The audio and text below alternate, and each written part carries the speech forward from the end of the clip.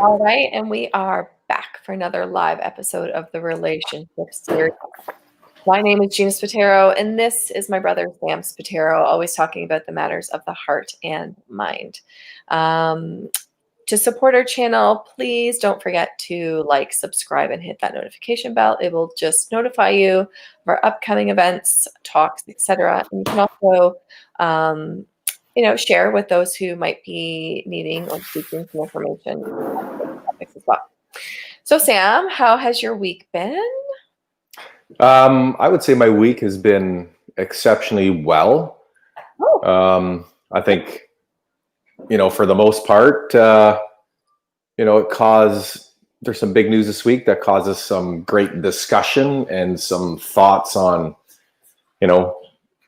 what life looks like from here on in, and or the types of decisions that we need to make with the vaccine rollout. So it's a topic that's been on our minds in the household about, what we're going to do, how, what our thoughts are on that with the kids, because obviously my wife is a teacher, and just trying to play out the scenarios and see how to maneuver right with a lot of the stuff that they're doing right now. I can almost see that it may be mandatory that she probably have to take it if she wants to work, one day in the future, but obviously that's not set in stone.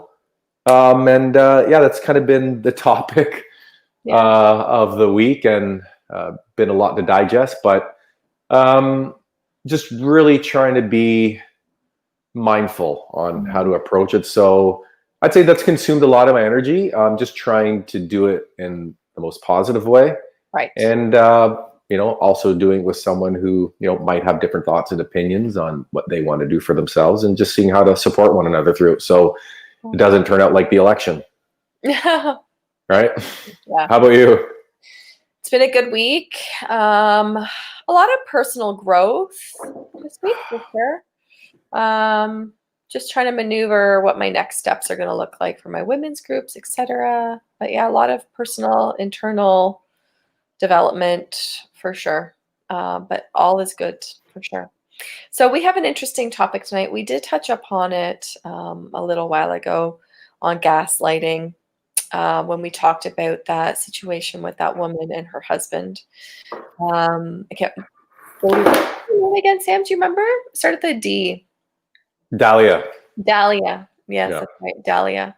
Now, I was listening to a book on narcissism this week. I haven't finished it quite yet, but it's so interesting because, okay, let's face it, most people you meet will have like some characteristics, maybe not severe, but like just skimming the surface of narcissistic personalities. I think it's all ingrained in us to some degree.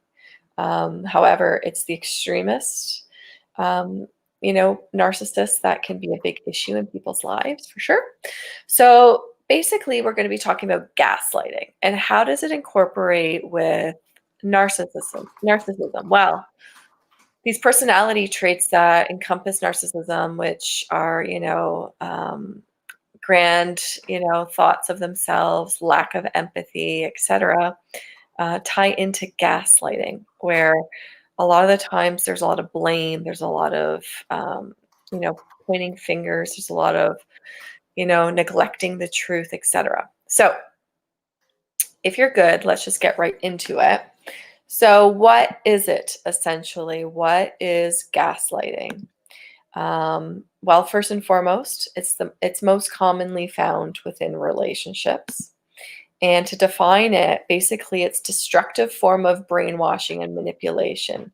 It's to make the victim doubt themselves.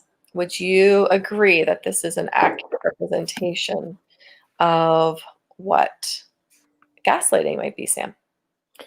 So it's definitely the definition of what gaslighting is. Mm-hmm. And it was a term that was created a while ago in an actual movie. I don't know if you remember what the movie was, and maybe Jason, who actually joined us tonight, is very educated in this topic. So if you know the movie, Jay, that it was in, maybe you can put it in the comment section. But essentially what gaslighting is in a real life scenario is you have a conversation with someone about something. And about 10 minutes in, you might question something that they were discussing that might cause them to get their guard up, or maybe they didn't realize what they were saying.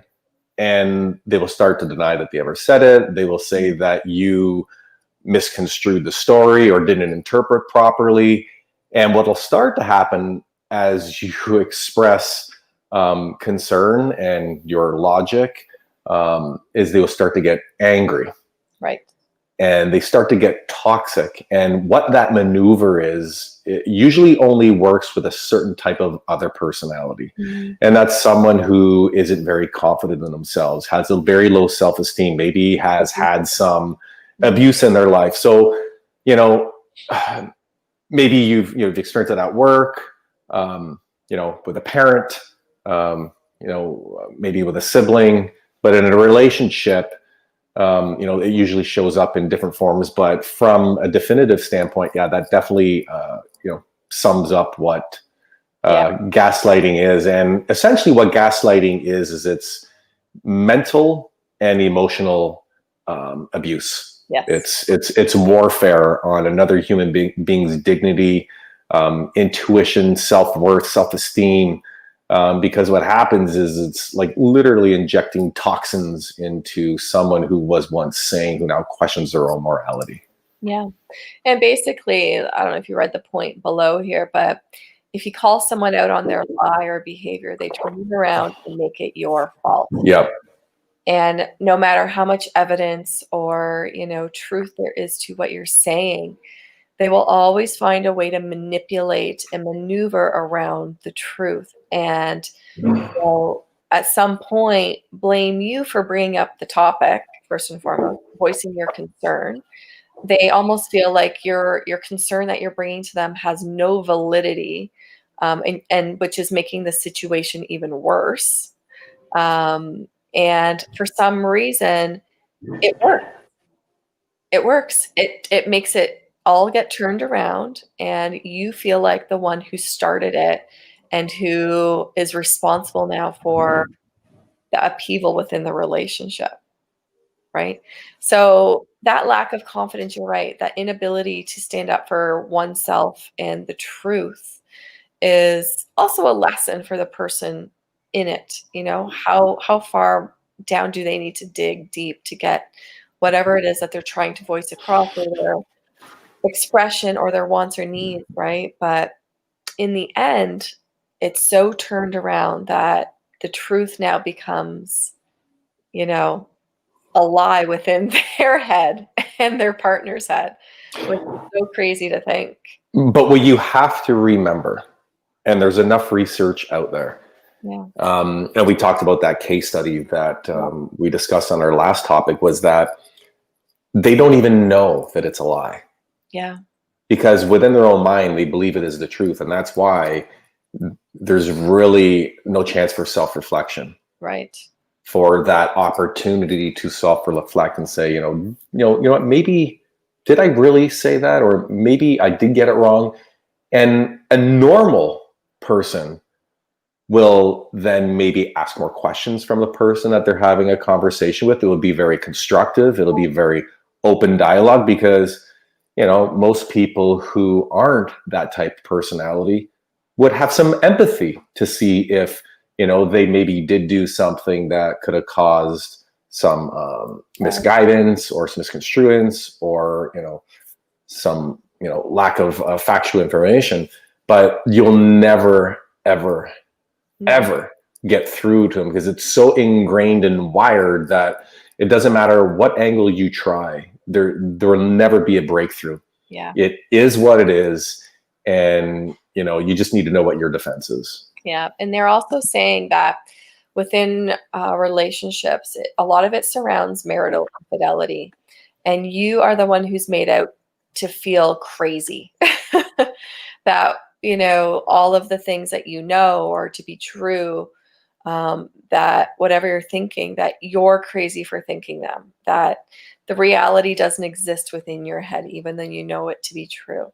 And you as the victim begin to believe that, right? You begin to believe, like, maybe I am crazy, or, you know, maybe they aren't doing that, even though I know for a fact that they are.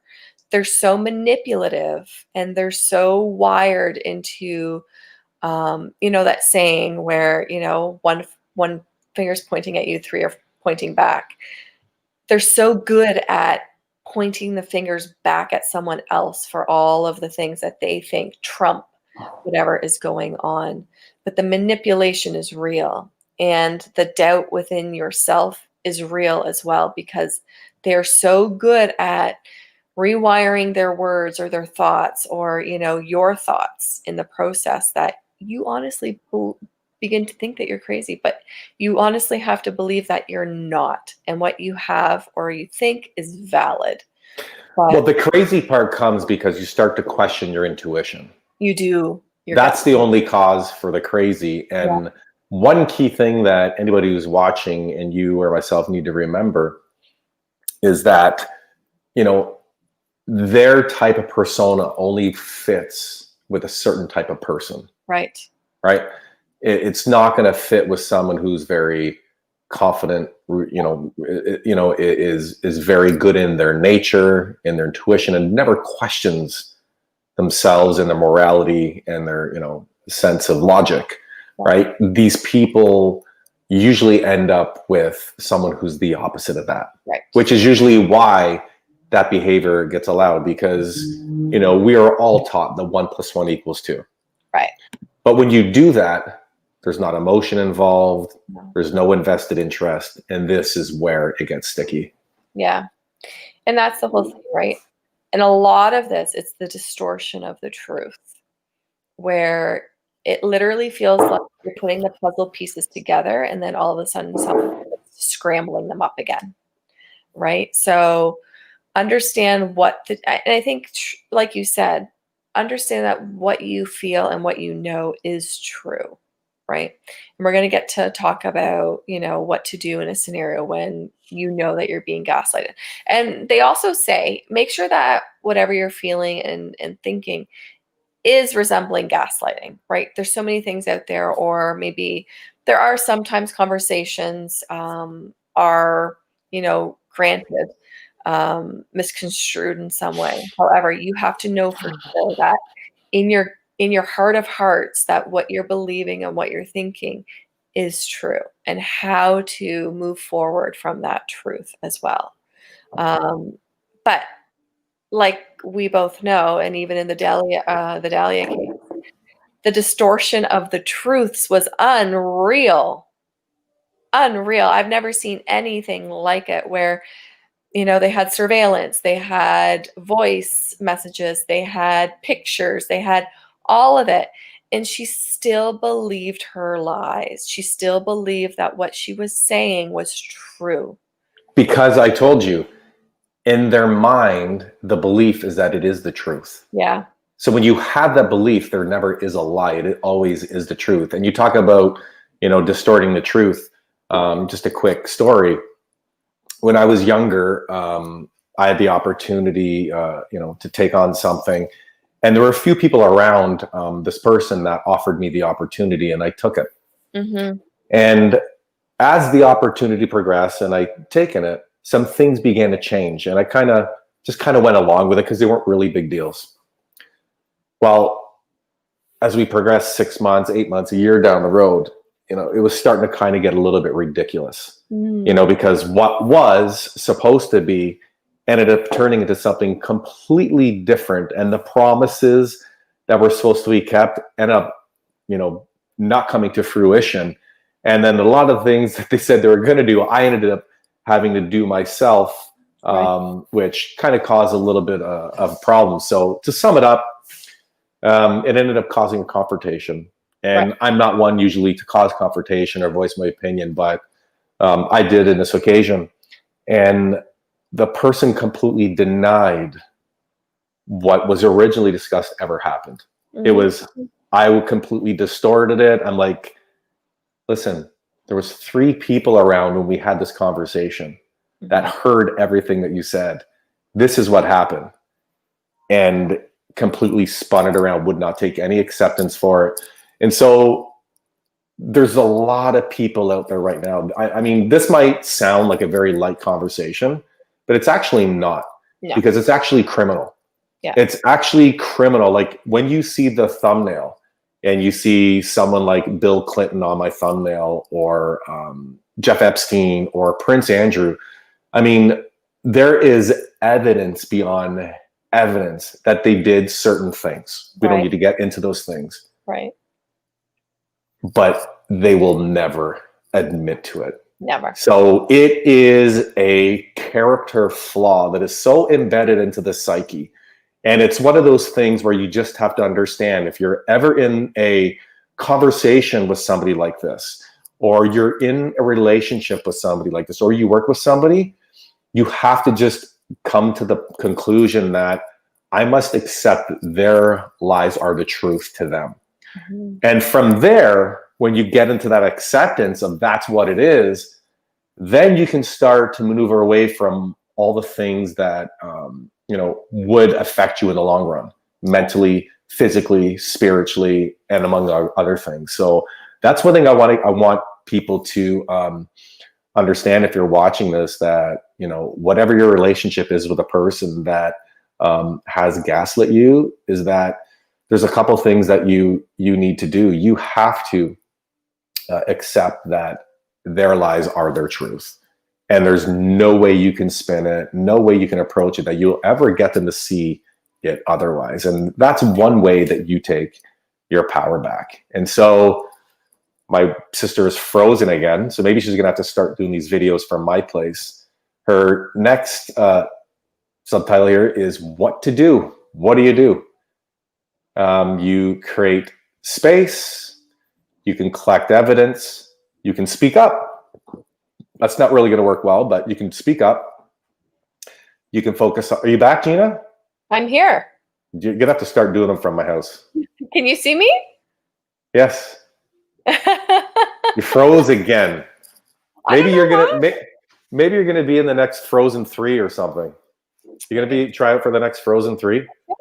Okay, so why don't you touch on this? So your next line was what do you do? So well, you came up with some pretty cool things here. So you go ahead. You have to gauge the relationship, right? Like if you're in an intimate relationship, maybe your objective to manage it is a little bit different. Whereas if you're in like a work environment, etc., creating space is quite important. Gaslighters do not like it when space is created between you and their muse, right? Like essentially you are their muse.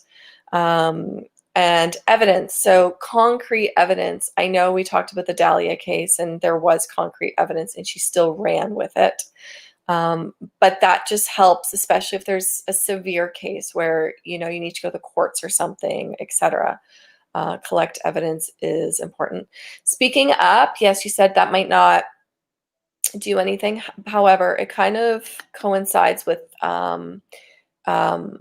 working on that self-care, that self-esteem, etc., right? Where it's like you need to find your voice, where it's like a lot of the times you back down, or a lot of the times you find yourself in a corner once the conversations start again, where it's like, okay, I got to start from scratch now. I know that this is something I need to get across, but I'm at square one, okay? Remain confident. So that all comes with working on self-care, self-esteem, and seeking help. Who do you seek help from? Who do you think would be the best person to seek help from, Sam, in a situation like this where you do have the evidence, you're trying to create the space, all that kind of stuff? So I definitely think a psychologist or a therapist who specializes in narcissism. There are a couple, I'm going to turn on my phone or maybe I'll share it in the comment section. There's a couple really, really good YouTubers online. Surviving Narcissism is one. He's a therapist who specializes just in narcissism. Right. It's fantastic. And there's another lady I just started watching. She's a doctor as well. I can't remember her name, but I'll share it in the comment section. That is the go-to. Yeah. You don't just want to go to anybody. You want to go to someone who specializes in this area, because they have worked with so many people and they have so much data that they can tell you that if you're new to being in a relationship with someone like this, Yeah. they can tell you what the long-term ramifications will be if you don't do something about it. Yeah. So whether you leave or there's certain parameters you set within the relationship, they will be able to guide you, because this is a very, very serious thing. Probably one of the most serious things that I would think when it comes to relationships, if you're in a relationship with someone like this, because this is detrimental to your overall well-being. 100%. And they say the stress and the toll of stress within your body can honestly decrease and remove some years off of your life, right? So take that back. But there is this book, so I don't know if you can see it. Let me see if I can get it. It's called Power. Gina, back it up a bit and slowly back it up. Hold it. No, you're going to have to share it in the link. It's really So it's called Power, convoluted. Surviving and Thriving After Narcissistic Abuse. It's very interesting, very, very interesting. But yeah, that's, educate yourself is another one. But are there any other things you want to mention before we head on, Sam? I think there's a couple of things. One thing I want you to understand, if you're watching this and you feel like you're in a relationship with somebody else, whether it's, like I said, a relationship that's intimate or a business partnership or a coworker, a mother, father, whatever it might be, what you have to understand, your tolerance for this isn't just in your nature. It's ingrained in your belief system through experiences that you've had in your life, whether it's from parents or the lack of, what type of personalities they carried, because they kind of mold you into what you will accept into the world. The type of people you associate with, be with, and or choose to be like, maybe in some essence. But that's one thing I want to share, is that it's your beliefs that are allowing you to tolerate this, and you're literally a moment away from doing something different to be free from this. And I don't take this very lightly, because it comes from a place of power. There are some articles out there that say, it's very prominent. People are very powerful, whether it's celebrity, sports athletes, money, business, looks, whatever it might be. But for me, it goes well beyond that. I think if you get to the root of it all, from what I see, especially with that Dahlia case, is it's a parenting issue. If you have one of these children that you're raising who you never make accountable for their actions, they truly will believe one day that their shit doesn't stink. You are possibly training another narcissist that is going to wreak havoc in someone's life. So I just want you to be conscious of that. But one thing you definitely need to do if you are experiencing this right now is you need to reach out to somebody, because there is enough evidence out there that it will start to affect your mental health, 100%. Anxiety, depression. You will start to question your own sanity, whether or not you belong where you belong, or you belong in a psych ward. And you will never, ever, ever win. Period. End of story. And so that's what I want to leave it on. But like I said, if you look at my or the thumbnail that we created, and you want to do a little bit of research on them, you'll start to pinpoint some key characteristics. And it's kind of a lot of the things that are going on right now in society with the coronavirus and the lockdowns. I mean, how many of you watch this have complete clarity on everything that's going on? How many of you watching this can say that everything has made sense from December to now? And among other things, we are controlled by gaslighters. That's the narrative. The more you question, the more you self-doubt yourself, the easier it is to push a narrative. Right? So if we were all taught by nature to believe in ourselves, to trust our gut, to trust our intuition, to not accept, certain people in our lives or behaviors, then these people would never be allowed to exist. It's through tolerance, right? It's through tolerance, and it's through the school system, and among other things, that some people are just taught to be this way. It's quite unfortunate, because it can end up costing you a lot of quality of life. And so that's one thing I want to leave with you. If you are maybe getting into a relationship, This is definitely one thing to check into the box and make sure you are aware of, because as soon as you see it once, just expect that it will happen again. All the And time. you might get away scot-free this time, but the next time and the next time and the next time is when it will start to wreak havoc in Yeah. your life. Yeah. Absolutely. And on that note, thank you for joining the relationship series where we always talk about the matters of the heart and mind. If you have any video suggestions, please don't hesitate to leave them in the comments, and we will be sure to accommodate all of our viewers. Ciao for now, everybody. We'll see you next time.